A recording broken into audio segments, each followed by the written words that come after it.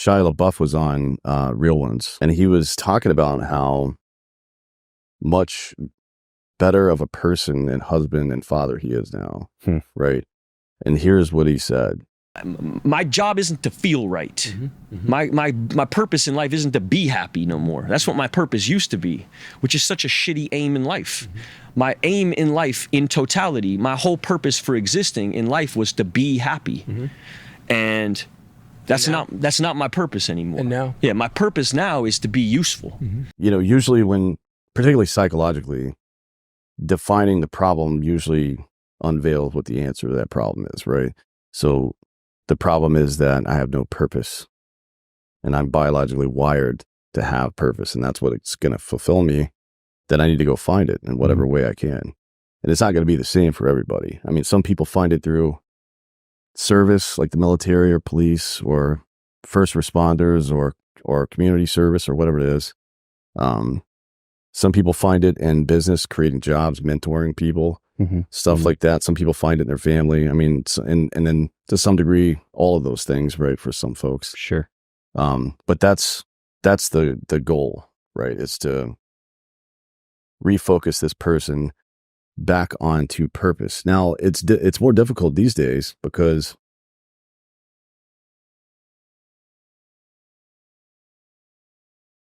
purpose requires some sort of desired end state, right? So it's like my purpose as a father is to make sure I have healthy, well-adjusted, protected kids who are now ready for the world or something like that, right? Sure. That's just one example. These days where all of I mean, beginning in adolescence, we don't have rites of passage anymore unless you're Jewish and you have a bar mitzvah. But for a young man, there are no more rites of passage anymore in society. So it starts off pretty early being a problem, but even into adulthood, and this is something that's probably true for women as well, but these time hacks through life where it's hard to know if you're doing good at life sometimes, right? But knowing that I've graduated or I've got the job that I want, I'm on the right track for my career, or I've started my family, or I've bought my first house, or whatever it is. These things are very off-center these days.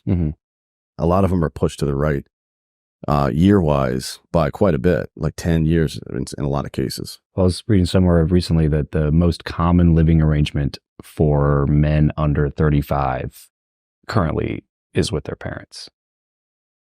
The most common. Yeah, that's not great.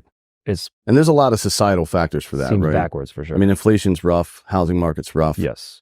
There's a lot of societal factors for that. But I think college degree. Yeah. And, debt that comes with that, the lack of jobs outside after you graduate that you thought you were going to get. It's daunting, I'm sure. I was fortunate enough to have all my education paid for by the military, including my master's degree, so it was pretty nice. But yeah, it's like all of these things that used to be the infrastructure of American life or Western life in general are now kind of different, and we haven't adjusted to that yet. Yeah. And it's,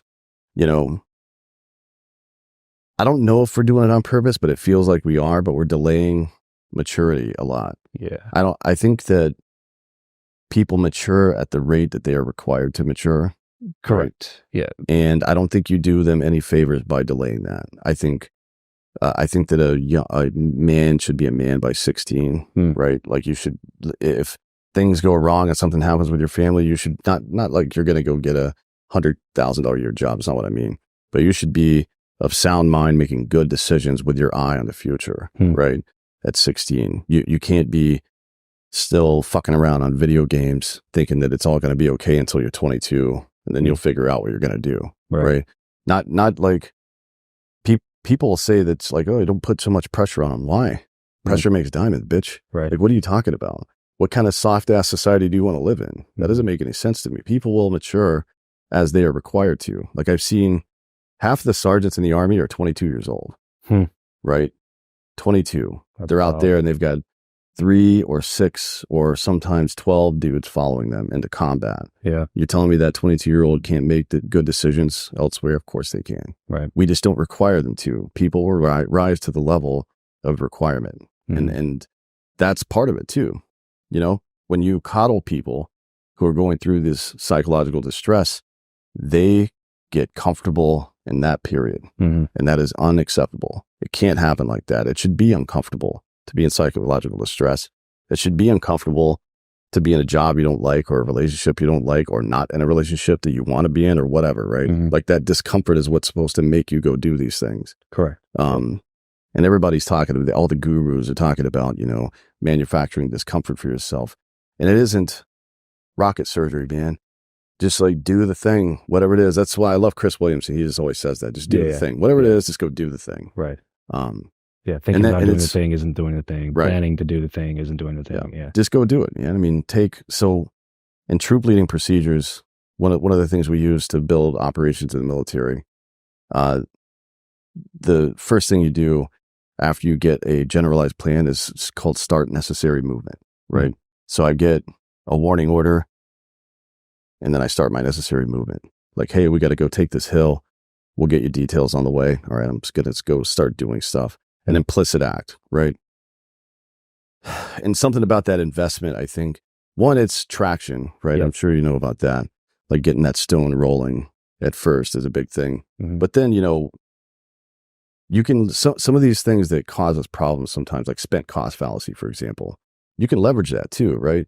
Like invest yourself into something so you feel compelled to do it more. Sure. That's not a bad thing, you know? Right. So you have to get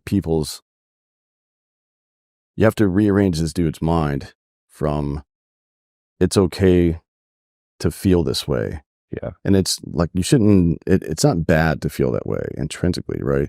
But it is harmful to you to feel that way. You should try to get out of that. Sure. So to feel like, to pat somebody in the back and goes, you know what, you've been through a lot. It's okay that you're feeling this way. Fuck that shit. Yeah. That is unacceptable. But that's how we treat people, Mm-hmm. you know? And I think as much as anything, it's responsible for the suicide crisis.